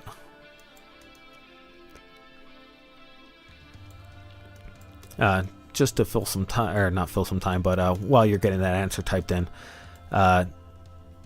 also keeping in mind how I'm printing this. This is easy to print in this orientation. So if it wasn't, I would have to modify this somehow. The angles, which angles are we talking about?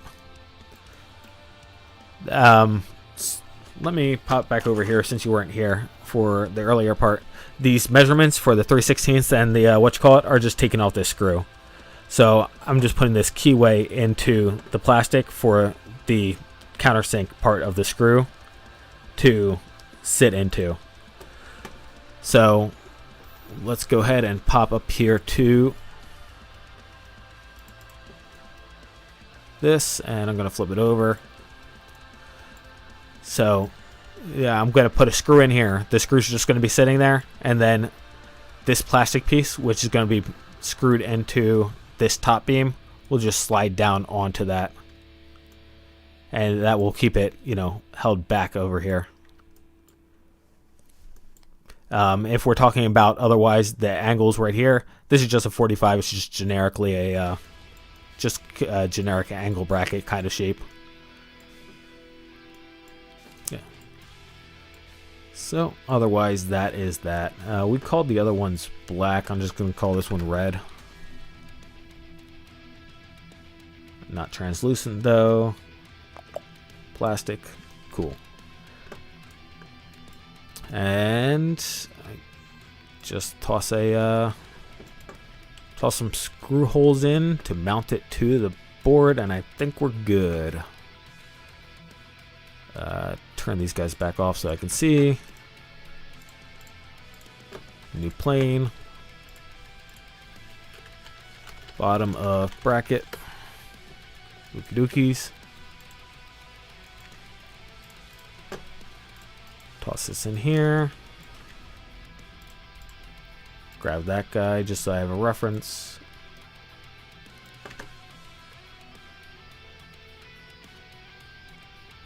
And may as well just do it center. Times 1 inch.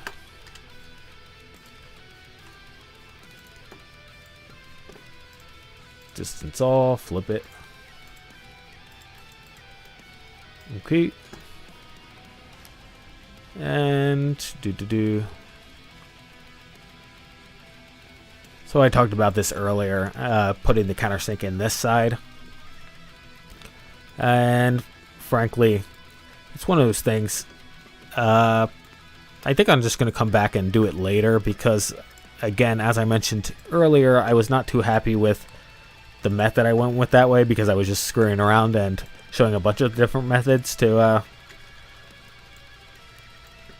accomplish it, and ended up with one that I probably wasn't too happy with. So rather than screw around some more with just simple creating countersinks in the front side here, I will come back later and just get that sorted because it's really trivial when it comes down to it. It's just a matter of figuring out which way I think looks best. So that's now mirrored and we are now done. And this is the X midplane.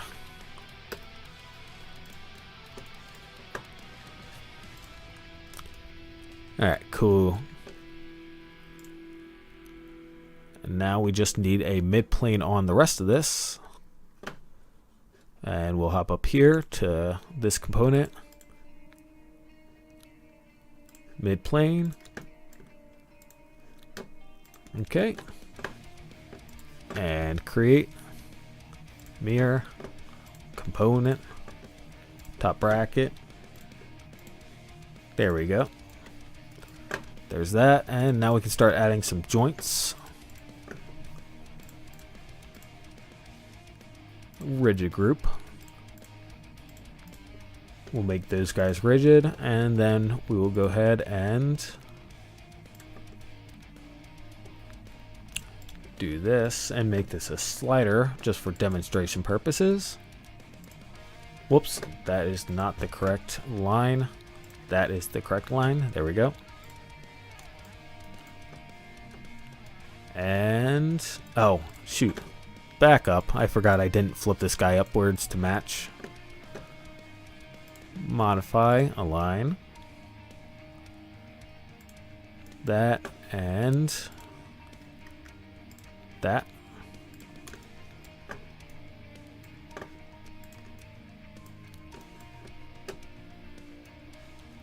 And oh, that is correct. Yes, that is supposed to be back more because I have that front wall in there, so I can't actually use the middle point to line it up. I gotta use the back side. And now we can run forward again, and let me double check this. Come on. There we go. Yep. All right, cool. It's all moving like I expected to. And for some reason, my escape key, Fusion must have heard that I hate hitting the escape key and losing all my progress. So they disabled my escape key. All right, so that is the top. Here's the base. So let's go ahead and get these lined up. Modify, align.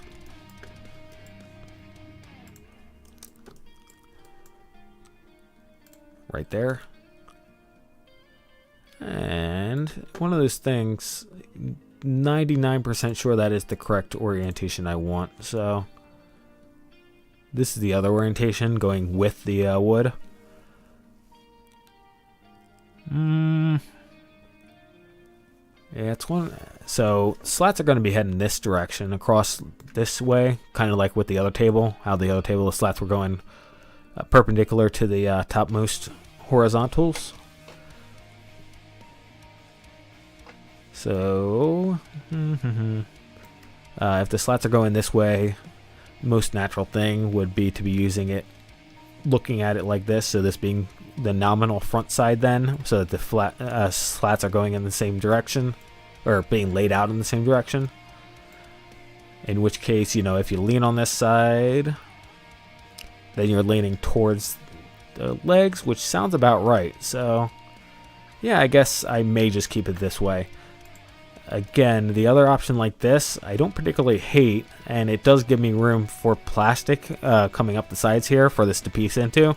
So again, a bracket that would go in between here and come up on either side, whereas in this orientation, everything's flush, which is not necessarily a problem. You know, you can still put a bracket in there. It's just that the bracket sides are going to be parallel to each other, whereas, whoops. With this one, I can have bracket sides this way, so that's going in one direction, and then bracket sides going this direction are perpendicular, so it would hold things more square and more centered. That's the argument. That's the trade-off right there. And I think I will go ahead and keep it perpendicular in that case, just to make my life easier. Again, nominally front side of the table is this way, so if you lean on this front side of the table nominally, you're technically still right above it because, well, you're not quite right above it. So let's see, this is 12 inches here, 12 inches is half is 6 inches, this is a 22 and a half is 11 inches, so you're about 5 inches over, have 5 inches of overhang here, which I don't like as much. You know what? One of these things, it may be one of those, I may want to just get this thing built, get the first prototype built, and see how much it really wobbles again. Because it is small enough that it may not be that far off balanced, or that far tippable, I should say. So, yeah, I think we're going to stick with this just because, again, this gives me a better chance of getting everything lined up here. So let's go ahead and create a new component, and I am going to call this alright,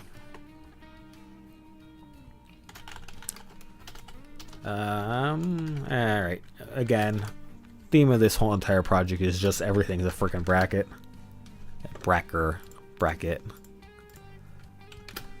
Alright, so we got another bracket. I am not feeling particularly inspired at this point in naming things. So we come in, project. Gonna project that guy and that guy as my reference points. And again, we're gonna have a basic I'm just seeing walls here and here, and then on the top part go in the opposite direction. That's what we're going to be drawing for. And I think I will just go ahead and draw everything on one sketch, because I don't see terribly much reason not to. It's one of those things, it's not complicated enough that I'm concerned that I'm going to get lost.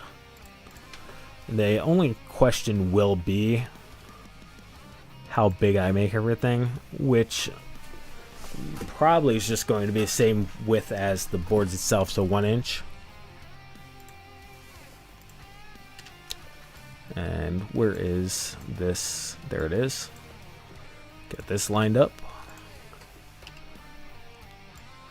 And this is going to be lined up there.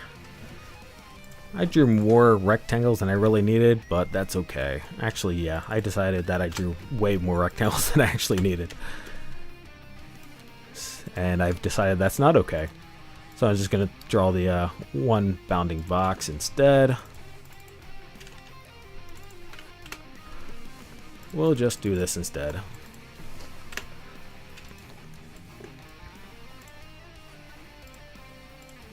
The reason I drew the extra rectangles is just to help me visualize, really, is what it came down to.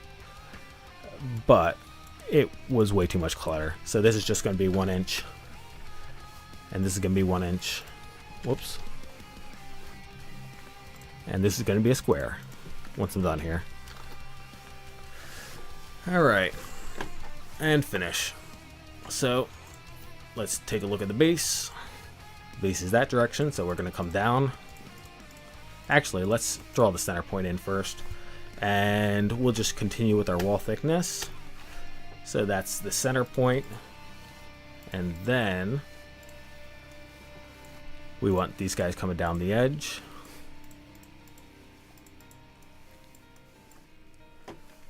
Minus 1 inch, please. Maybe. Fusion, why are you doing this to me today? Why aren't you letting me type stuff in? Alright, join, and then turn this body off. We are now going in this direction, and we want to start from the top of the object instead. And I will type it in over here because Fusion has decided it doesn't like me typing in the other boxes. Join. And now, let us come back up here. We can turn the sketch off for right now, get everything realigned, modified, align. And there's the tabletop. Center of that. Turn the base off, turn the center bracket back on, center of the bracket. Turn this stuff back on, and you are spun. There we go. Alright, so that is a very simple bracket to piece everything together. One of these things where we could draw, we could extend this out to keep it from shifting on the base, which is not a terrible idea. We can't, however, do that up top because obviously the board's in the way and I didn't want to notch the board more. So what that means is we can instead drill into and through the board to get it fixed so that it doesn't move. And it's one of those things, just make sure that you drill it center of the table. Get your measurements right. So let us go ahead and do, the question is whether or not the other one is necessary, because we could also center align this using the same technique we did over here, which is throwing some screw holes in it. and then having it slide onto those. So that's a design decision that we can make. And while we're making it, I will go ahead and do the rest yellow. Let's see, yellow plastic, matte. Yeah, good enough. Let's just throw these screw holes in here for the time being. Actually, cancel. While I decide on whether or not this should be enclosed or whether or not we do the keyholes again. Project. And center.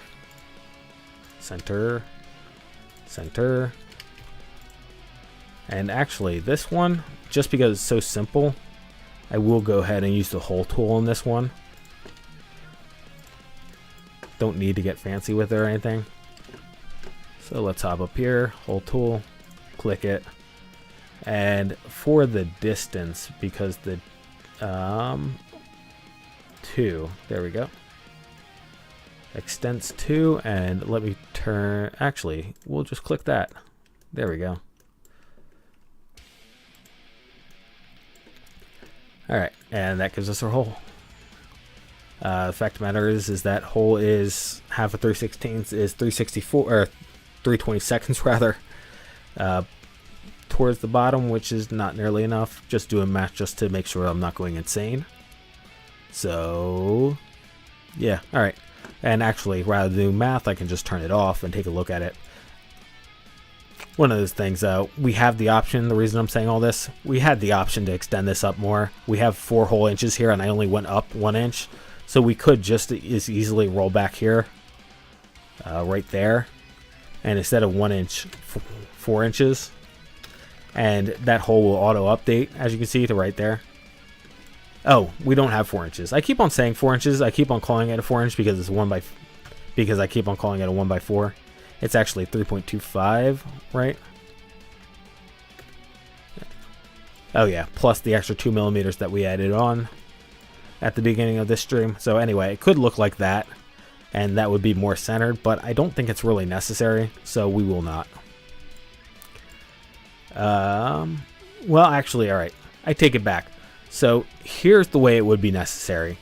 Is back to, I was worried about leaning and this whole entire thing tipping over at the base here. Technically speaking, you lean on it on this side, and you could also snap this plastic. Now this plastic is, I should know, it's like pretty close to it actually it's probably 1 inch.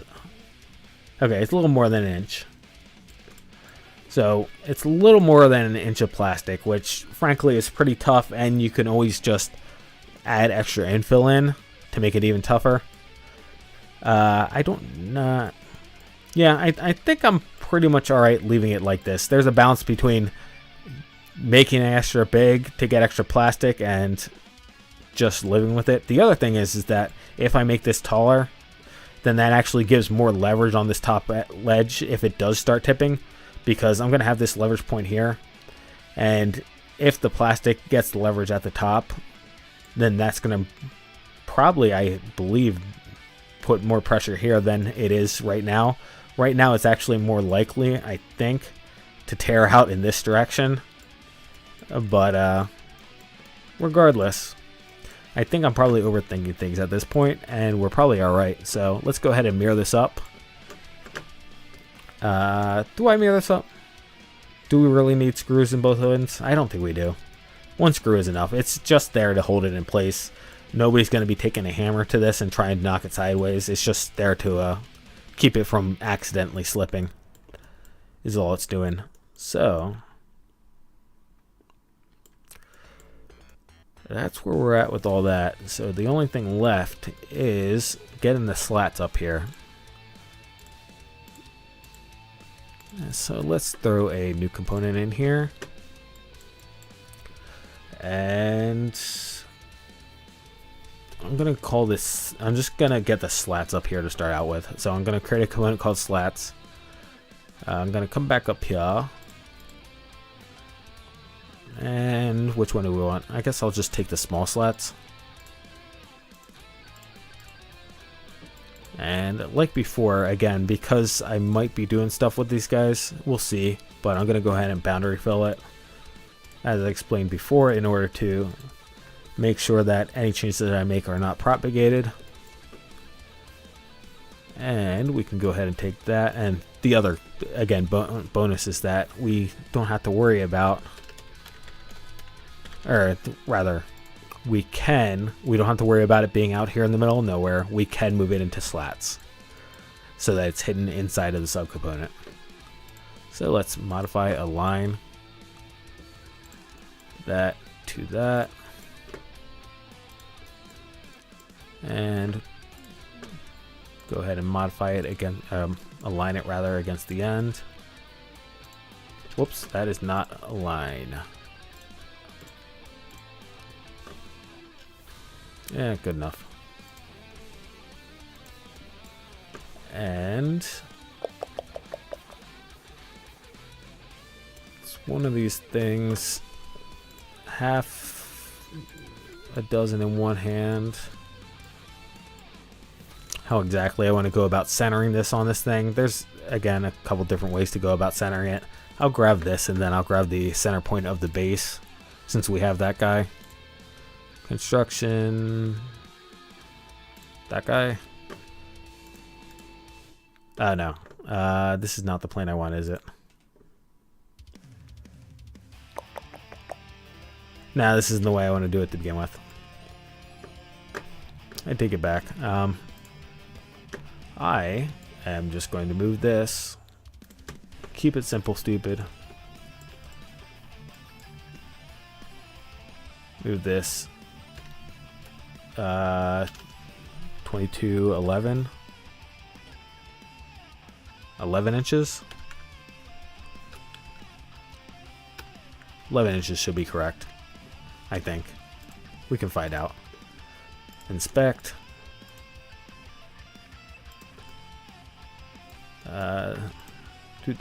So this should be 11 because this is exactly what I just moved it. That's the direction I moved it, so that should be correct.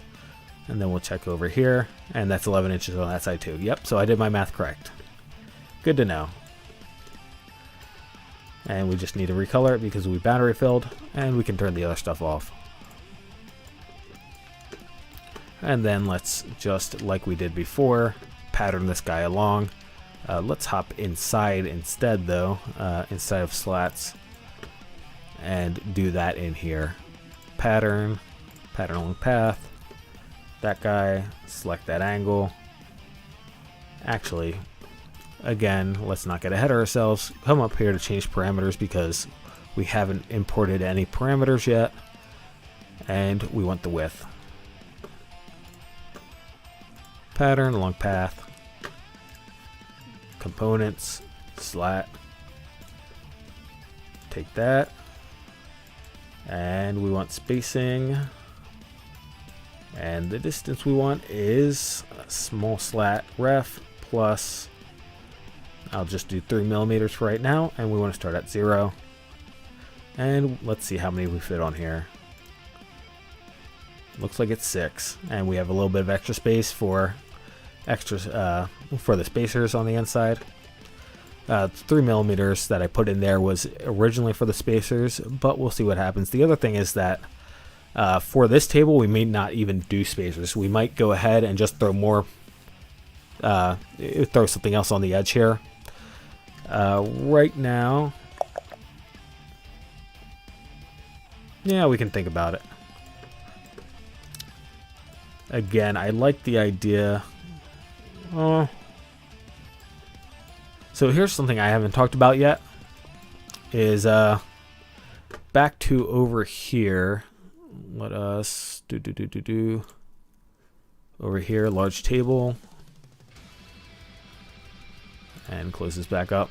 So over here we were talking about how we're going to go about doing this, and I said I'll think more about it later, because the fact of the matter is that I should probably just print these guys up and get it assembled, and then we can handle the spacing later. And I didn't want to. The problem I said earlier in the stream was I like having this flush, these corners flush. If we add anything onto the edge to push the slats in, which is what I have been talking about, that then makes the corners inaccessible. So that's not ideal. But what we could do, and I haven't talked about this, is have different size spacers such that when you put the spacers in here, you just add up what you need. So for example, right now, if I slid all these together, I think I might have done 3mm in between those guys too, which means that it's 3mm times, where's my computer units? Computer units 29. Let's call that 30mm plus 1, 2, 3, 4, 5, 6, 7. 7 times 3 is 21. 21 plus 30 is 51mm, which sounds a little bit bigger than it looks, but I guess that's about right. Anyway, point being is that we could have different size spacers, so then you just add up to 51, right? You just grab the different size spacers and then you even them out, and okay, we need 51, so let's grab, let's see, we got, did I just say 8 spaces? Yeah, 8 spaces. So math on the fly, let me grab a calculator. I always say I'm not going to do math on stream, so 51 divided by 8 is 6. 6 3/8 is what it says, the calculator. So you grab a couple of 6mm ones, and then you're an 1/8 of a millimeter off, or 3/8 of a millimeter off rather, which is no big deal. So you just grab your 6mm spacers and you're good to go. Basically, it has a little bit of wiggle, but you're probably not going to notice it. So that is one option. Instead of having a mechanism that squeezes the slats together, which is my original idea, we could actually just have different size spacers. Otherwise, what else we...